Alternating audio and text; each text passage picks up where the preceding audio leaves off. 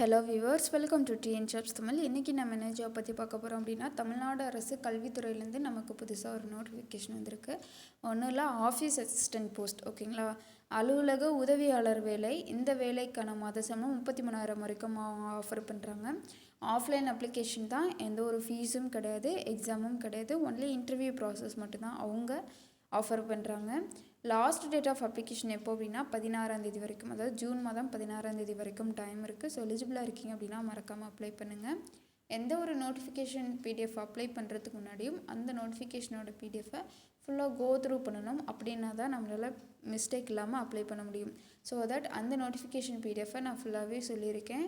வீடியோவை ஸ்கிப் பண்ணாமல் ஃபுல்லாக பாருங்கள். இப்போ தான் ஃபர்ஸ்ட் டைம் நம்ம டிஎன் ஜாப்ஸ் தமிழ் சேனல் பார்க்குறீங்க அப்படின்னா மறக்காமல் லைக் பண்ணுங்கள், ஷேர் பண்ணுங்கள், சப்ஸ்கிரைப் பண்ணுங்கள்.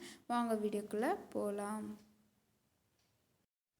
இதுதான் உங்களோட அஃபிஷியல் நோட்டிஃபிகேஷனோட PDF. Office of the dean அப்படின்னு சொல்லியிருக்காங்க.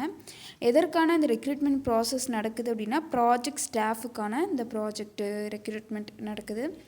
எப்போ வந்தது அப்படின்னா 26 மே வந்து அவங்க ரிலீஸ் பண்ணியிருக்கிறாங்க.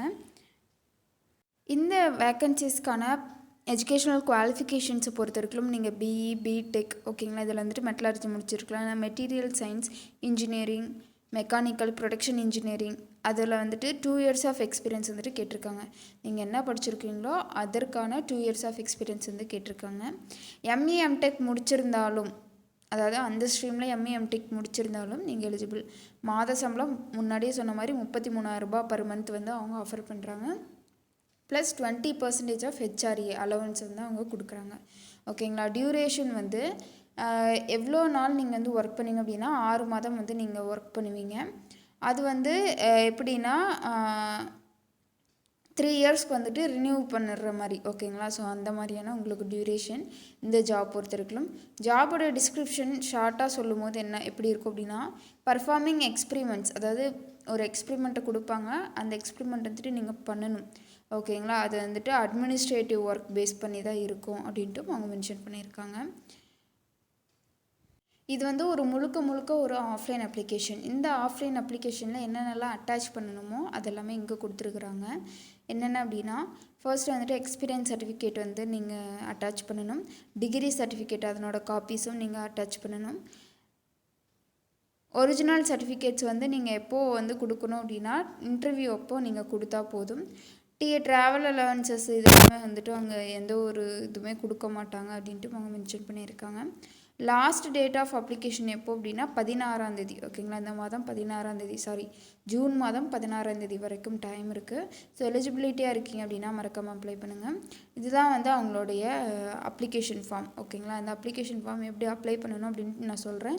அதுக்கப்புறமேட்டுக்கு போஸ்ட்டு, வேக்கன்சிஸ் இதெல்லாமே வந்துட்டு நம்ம பார்க்கலாம்.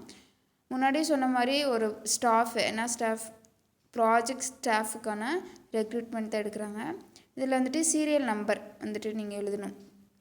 ஒரு அப்ளிகண்ட்டுக்கு சீரியல் நம்பர் வந்து அலர்ட்டாக இருக்கும், அதை வந்துட்டு நீங்கள் இங்கே போடணும். ஓகேங்களா, அது வந்துட்டு ஆஃபீஸ் யூஸ் தான். ஓகேங்களா, இது வந்துட்டு நீங்கள் போடணும் அப்படின்ட்டு இது கிடையாது, இது வந்து ஆஃபீஸ் யூஸ் தான்.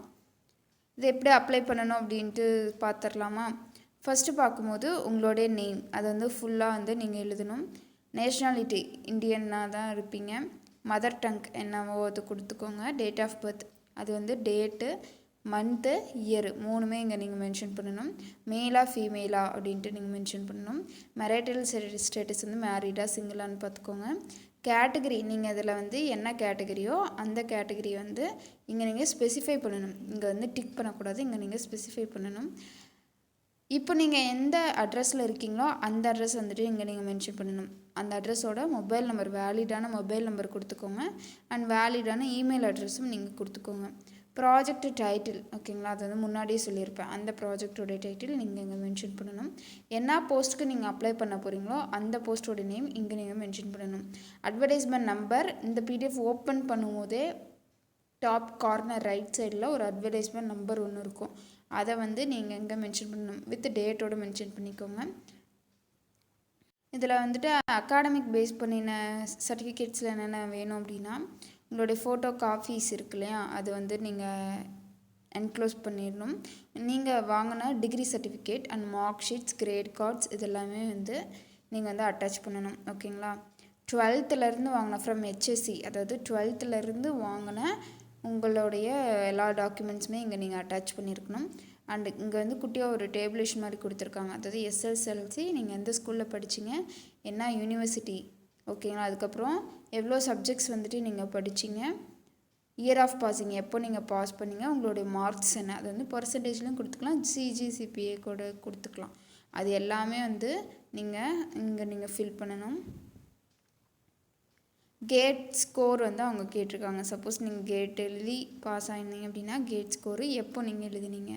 நெட் ஸ்கோரு இருக்குது அப்படின்னா நெட் ஸ்கோர் வந்து நீங்கள் வச்சுருக்கலாம்.